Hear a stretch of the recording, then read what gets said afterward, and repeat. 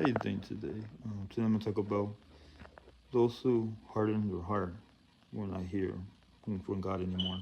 Let me start by reading um, Proverbs chapter 29, verse 1. He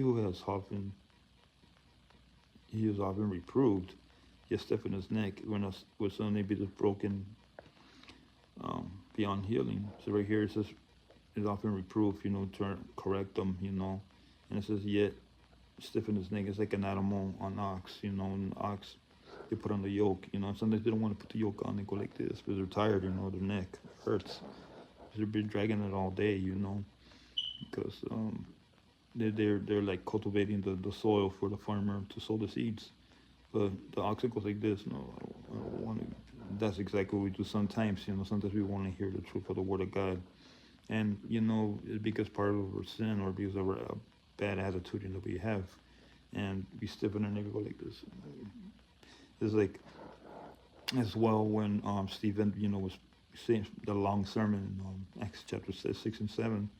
And then he called me stiff-necked, you always denying the truth, hearing God and everything.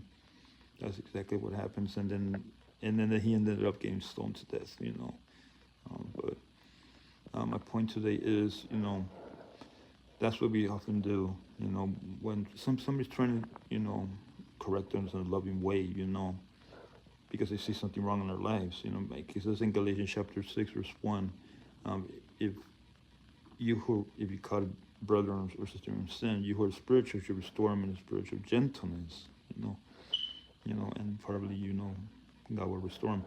But the point is, that's what happens sometimes. And then the unbelievers, you tell them the gospel of Jesus Christ, and they say, "No, I don't want to hear it." That's like the oxen. They don't want to. I don't want to hear it. I don't want to hear the truth. And for example is Pharaoh, and when God sent the plagues, right? And then after that, God, sent the plagues, and then Pharaoh still didn't believe. He still didn't allow the Israelites free out of Egypt. And it says right there, God hardened his heart. When people harden their heart, God will harden their heart more. It will become like stone, to the point, like it says right here, will suddenly be broken beyond healing.